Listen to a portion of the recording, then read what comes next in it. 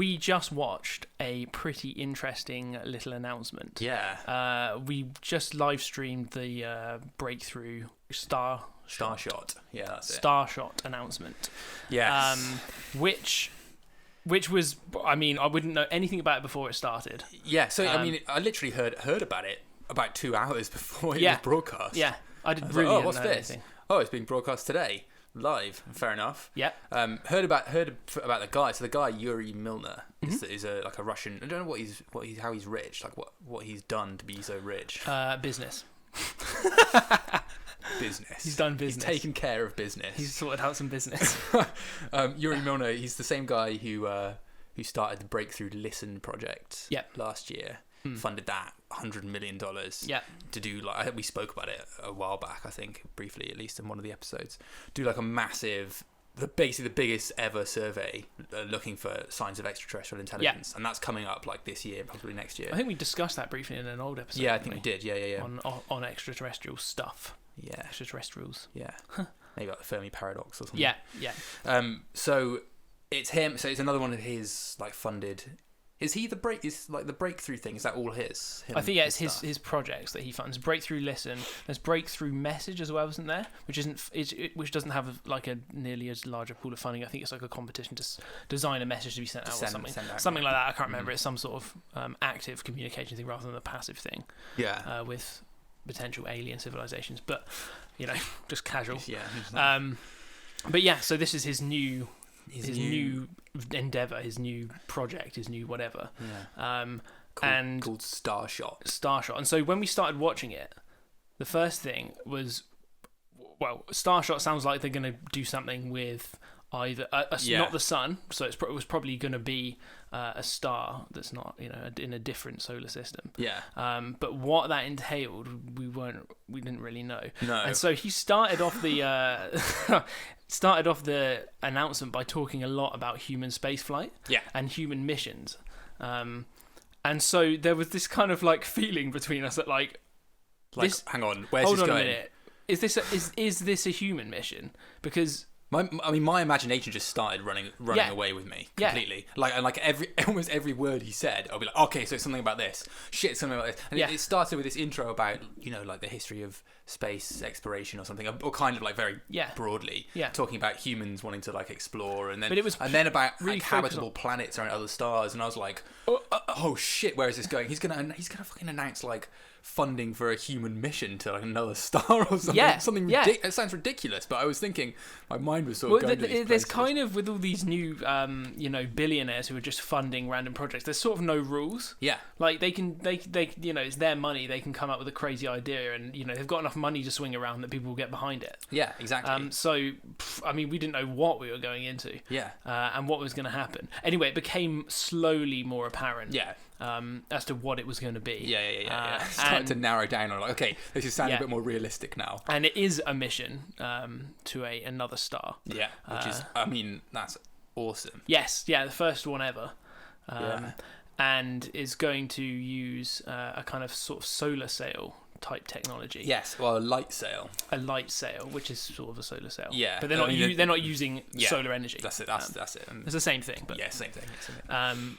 But essentially, what they've done is, or they're planning to do, is it's kind of like a proof of concept, isn't it, for 100 million? Yeah, the 100 million is paying for basically proof of concept, like tech development and stuff that's needed for it. Yeah, exactly. That's going to allow the development of this craft, or multiple crafts, it sounds like, which will be then sent to Alpha Centurai. Do you know which one of this? I don't know. No. So Alpha they Centurai, specified it. No. They just said Alpha Centurai. Alpha Centurai system is like, I think it's 2 stars and a red dwarf. Yeah. So it's like 3 stars. So I don't know what's going to happen there. But anyway, they're chucking it towards those 3 stars. Yeah.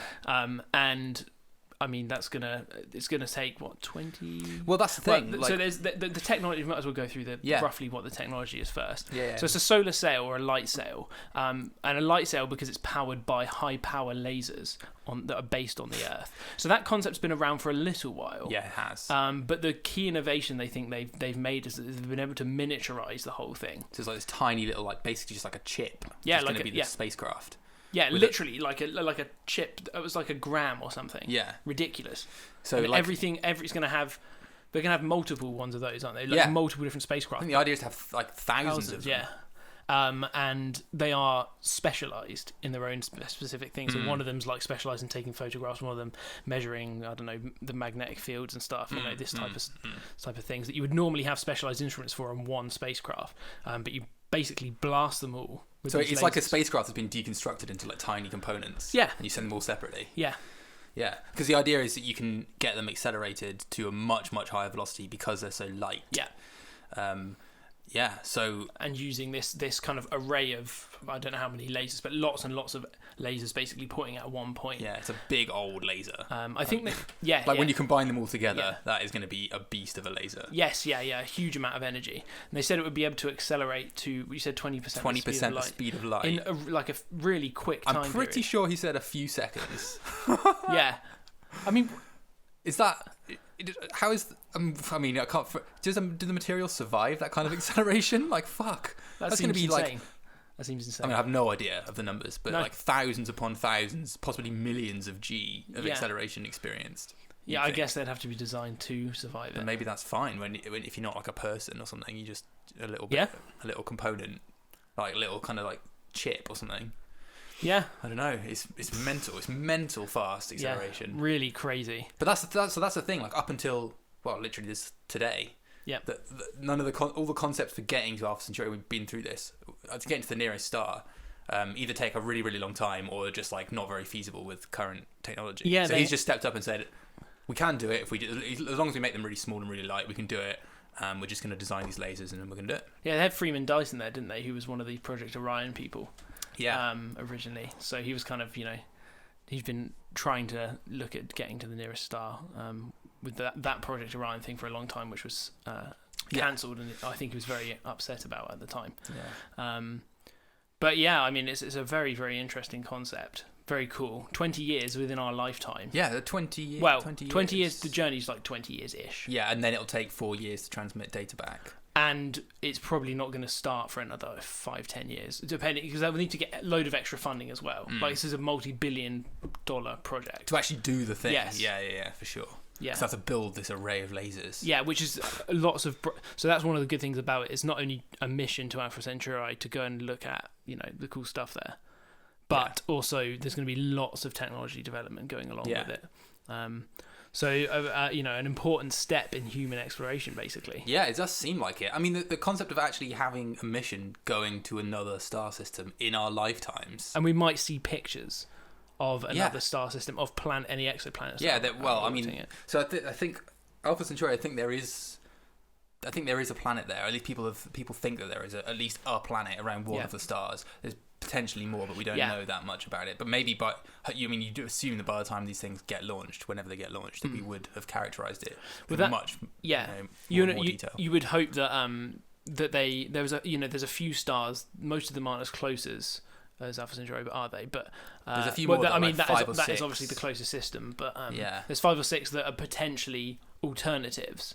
They haven't said they're alternatives, but they could be alternatives in the sense that their distance is not twice as long as Alpha Centurai. Yeah, so it would take like 25 years instead of 20 or maybe 30 years to get there. And if they characterise those and found one that has a more promising system that may have a habitable planet on it, then you might want to consider changing. I don't know how set in stone they are on going to Alpha Centurai, because it's the nearest planet. It's kind of like a stepping stone. But equally, I mean, if there is any evidence of a potentially habitable exoplanet, you'd obviously want them to send it there. Yeah, as long as it's close enough. I think the whole point of this obviously is to get it's not to close make enough, it in a generation. Like yes. So if it's like 10 light years away or more, then you're even at 20% the speed of light. That's like a 50-year or more journey. Yeah. So and they've got thousands of these things, right? Potentially, just once they get the technology down, it'd be like just if you can send thousands of them, just ping them off. Yeah, just like one of them, just start firing them out. And as because technology will develop, and like what we actually end up sending out. I mean, the light sail part and the laser part doesn't need to develop. That does its job. Get something to 20% the speed of light. Oh, right. But the actual payload will. Oh yeah, more miniaturized nanotechnologies. All the time. And they, you could start making those what they call the von Neumann probes that actually build copies of themselves and stuff in the next system, and start seeding the galaxy with these things. Well, there you go. That's a Fermi paradox kind of type scenario. Yeah. Why hasn't other stuff done that before? So one interesting thing, what happens when they get there? Because obviously they can't slow down. They're moving at 20% the speed of light. So all of the stuff they're going to do in the system, all the measurements they make, photos they take, all that kind of shit is going to be done moving at 20% the speed of light. And then what happens? They just fly through. Just continue going. Send another 50. Yeah. I guess so. I mean, they're all going to be obviously going to be flybys. You can't get into orbit around things. No, you can't. Unless they're you don't get to orbit. You get sucked into black holes. If you go, but everything they're just going to go straight past. I'd imagine. At that kind of speed. So they're going to be sort of a New Horizons type missions. Just flyby missions. Quick flyby. But that was a very successful mission. So. Yeah, it was, and it's obviously not as ambitious as this. No. But yeah, I was going to say actually they said for the lasers the amount of power they need for the lasers they thought wasn't that extraordinary. It was a lot of power, but essentially they thought they could do it by having a power plant. But just like I think they said a medium to sort of large size power plant, right? Which would generate energy for just an entire day, store it in battery technology, charge it up for a day, and then that would be enough for one of the laser shots. So it's not an inconceivable amount of energy. The lasers themselves have to be absolutely massive. Yeah, I can imagine. Some of the biggest ones. I think they'll be the biggest ones. What happens if you miss? What do you mean? Just oh shit, we missed, or accidentally just fry the chip instead of hitting the sail or something. I don't know. I mean, maybe that's what I was thinking as well. How do they just hit the sail? I guess 'cause the lasers spread obviously the further. Yeah, he was talking about in the live stream. There's some recent development in photonics that means that you can focus them much better. Than right, yes, he did mention that. That was one of the things he was talking about. That's very important then. Yeah, it must be. And they're going to have to make loads of breakthroughs. That must be how they managed to get that much acceleration, because presumably all that energy from the photons, usually it gets spread and scattered through the atmosphere and all that other kind of stuff. Whereas if it's going to be very focused, transferring a lot of that energy into the sail to make it accelerate is probably what it relies on. Yes. They also mentioned that they might be able to use this laser arrator. I think, didn't they mention about you could use it to sort of send messages out? Did they say something like that? I don't remember. Maybe but potentially you could. Like an optical signal. To other star systems. Yeah. That would be cool. We just launched 1,000 probes your way. Get out of the way.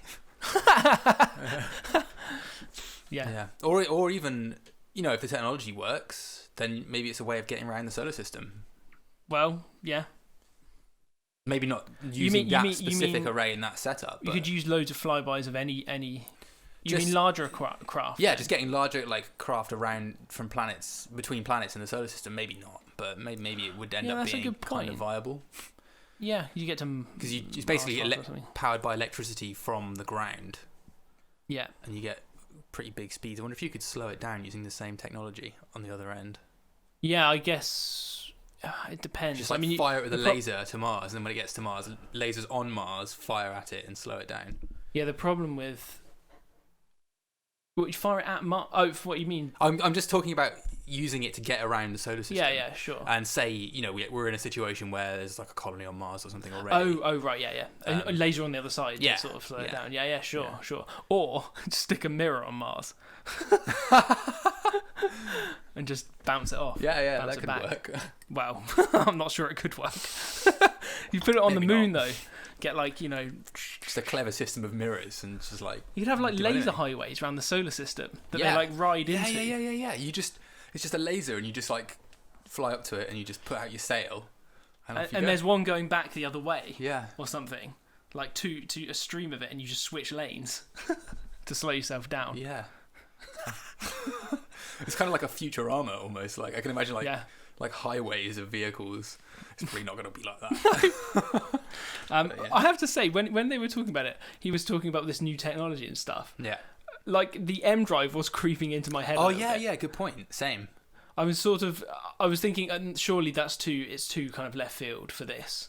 And I mean, obviously they didn't announce that, and it actually turned out to be a fairly conventional style of doing it. Yeah, in a way. Yeah, I mean, it's a long thought about method. You're right. That was one of the things that when I was going through, is it going to be a human mission? And then he started talking about, developing new technologies and all this. And I was thinking, oh shit. Because they were saying, it takes so long to get to the next star system. So what we need is new technology and all this stuff. And I was like, they're going to put an M drive he's going to put an M drive in space. He's going to do it. Yeah. Because why the hell not? Yeah, just to see if it works. Just pay for a rocket launch with his 100 mil. Someone should do that, but... just buy like a Falcon 9 and, with his 100 mil and an M drive prototype. A Falcon 9 is cheaper than that, isn't it? Yeah, exactly. So I'm saying with 100 mil, you could easily buy a Falcon 9 and a prototype. You don't even need that though. You just need a CubeSat to you have to get your CubeSat up into space. Yeah, that's what I mean. Yeah, you have to be able to buy a launch. But you can just tag it onto another launch, like buy a bit of space off another launch. Yeah, won't cost the full price of a Falcon 9. Yeah, that's true. Or just like a little CubeSat with a crappy little sort of sounding rocket. Yeah. Do they go to orbit? No, sounding rockets don't, but you might be able to get something that's like a lot smaller than a Falcon 9. Yeah. Anyway, that's on the tangent. Tangent. So they're going to be developing this technology then over the next. Well, they didn't really give a timescale for when they're going to start. This is only a proof of concept. They didn't give a timescale for the mission of when the mission would start or anything. That would be dependent on the amount of funding they get and the interest from the general public. Yeah. It could be a long time before we actually see a fully fledged mission. Yeah, it has funding now for a mission. I don't know what that 100 million will cover, but if it covers all the technology development stuff, and the proof of concept. Yeah, I don't know. I honestly don't know how far that 100 million will go. Really. Yes, what the proof of concept explicitly is. If that means actually putting something in space and then firing lasers at it, that's probably with all of the R&D as well. That's probably going to be more than 100 mil. What they might end up doing is building.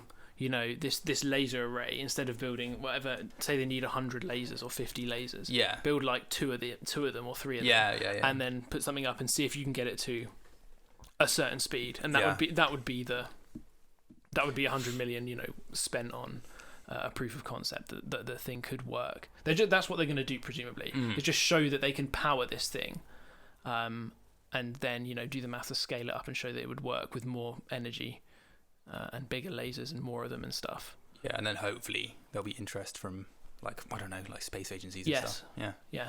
I don't know how much money this guy's got. Yeah. So maybe next year he's going to announce something else. Because he's dumping out these 100 million projects, isn't he? Breakthrough Listen was 100 million. This was 100 million. I don't know if he's got the. I presume he doesn't have enough money and isn't planning to fund this fully. He didn't say he was. It's going to come from. He said it was an international effort, probably something like CERN type, like that kind of funding required. For the I don't know if it's going to be as expensive as the Large Hadron Collider. I don't actually know how much that was. No, a lot of billion. Yeah, many billion. I wonder. I've got the number 10 in my head, but that might just be complete bollocks. You'd hope there is international interest in doing it. I imagine if they prove the concept and it's shown to work, then maybe there would be. I'm just trying to because things like the Large Hadron Collider are very fundamental. Yes. Things in understanding the universe. This is just go there because like it why sort not? Of is. It's which is fine, which is cool. I mean, there might be a habitable planet. Interest? So that's the thing. If there's a habitable planet discovered around a different star, or even around Alpha Centurai, which is unlikely, then that's big enough. Then that's probably because you're answering. The problem is at the moment is it's not explicitly answering a question. It's not explicitly answering a science question. Whereas a habitable planet thing would be how common or rare is the Earth and all this kind of stuff. Which is pretty fundamental stuff. Yeah, and something like CERN is very much answering a very specific question. Yeah, absolutely. And would potentially those sort of things like this big physics projects. Yeah. Fundamentally understanding how stuff works on like quantum levels and stuff is hugely important for silicon development, microelectronics, all this kind of stuff that we're going to eventually probably come back to use in the future, like we did with quantum mechanics. Yeah. Oh no, it will inevitably lead to just understanding how the universe is put together on like a fundamental level. Yeah. Is only going to be beneficial. You can see why that would be funded by on a huge scale. Whereas just going to Alpha Centurai when there's potentially not really much there apart from a few big stars and some stuff. Yeah, it's a bit it's cool. Yeah, and I love it. I'm definitely up for it. I'm down for it. But you can imagine maybe there would be some resistance from certain larger space groups to fund it. It depends how much they have to put in, I guess. Yeah. And how well the technology works. And there's always going to be things to compete for the funding as well. That's the thing. Exactly. That are maybe answering more direct science questions. But they can. I mean, they can answer. It's a cool. But the thing is, the concept is cool. Like, not just cool, but in terms of answering science questions. You can put a lot of scientific payload on 1,000 of these. Yeah, that's very true. I mean, there's a lot you could potentially learn from exoplanets, and maybe just a different system. A different system. Just a different star system. Like, there's probably tons you can get from that. And the other thing is inspiring people as well. I mean, if you want to get people into science and engineering, going to another star. Yeah. I mean, there's not many better ways than that. Yeah, that's pretty good. So I'd love to see it. Yeah, I'd love to see it. I was going to say though that there are going to be efforts coming up soon. There's actually a satellite called TESS, I think, that's going to be looking at TESS. That's going to be looking at nearby stars. Oh yeah. To look for transits.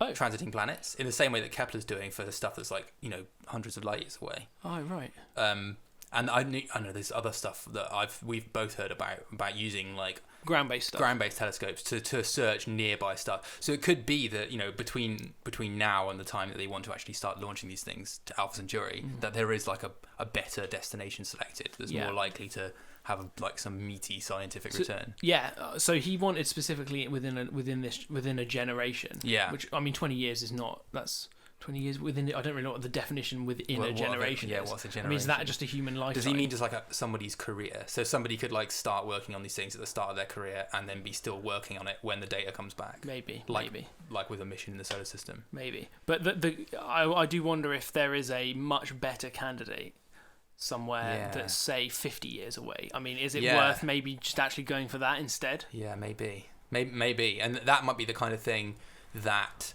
the largest the space money agencies will come, decide. Yeah, that would be contingent on that. Yeah, maybe. But anyway, I mean, I just love all this stuff. Like, just rich people being like, I want to fund cool shit. Yeah, like that's fine. I've got tons of money. This is what I want to do with it. Let's do it. I mean, bring it on. Fair play. I guess the rich have always been got involved in philanthropy and all kinds of things over the years. But it does feel like that the space has suddenly kind of taken off. In that sense. I mean, there's a few cooler things to invest your money in. Yeah. Than it's now crazy space projects. It's now actually like a feasible thing to do. It's not. Like 100 years. Well, obviously 100 years ago, but like a few decades ago, it would have seemed crazy, even as like a billionaire, to put your money into something like that. Whereas now, like, there's so many companies doing it. There's so many, so many countries. Space is being commercialized. Space is being commercialized. So now you can buy quite a lot for your money, in terms of space. So it seems like a more feasible thing to do with your money, I guess. Yes, now that there are cheaper methods to get into orbit and things. I know this is not I don't know how they're going to put these these little satellites up. No. Little probes up first. I guess they'll just launch them in a rocket or some sort of Falcon or something. Maybe shove them. Yeah, just shoot them with a laser into orbit. Probably doesn't work. Almost certainly not. Probably doesn't work in atmosphere. It's probably just too much air resistance because it's a big old sail. Yeah, it's like that'll be blown definitely away. Not going to work. Definitely not. I mean, that's just like shining a light at a bit of fabric, and that's not going to work. It's not going to do anything, is it? No, you'd have to be in space. They'd have to get them up there first. Yeah, be easy enough to. I mean, they must weigh. I mean, 1,000 of them weigh 1,000 grams, so it's not going to be particularly troublesome to get them up. No. So keep an eye on it. Keep an eye on it, and there could be some cool stuff, some cool announcements, some cool developments in technology. Lots of awesome stuff that we will hear about in the next few years. Yeah, and in our lifetimes, we might be seeing photos of another star system. How nuts would that be?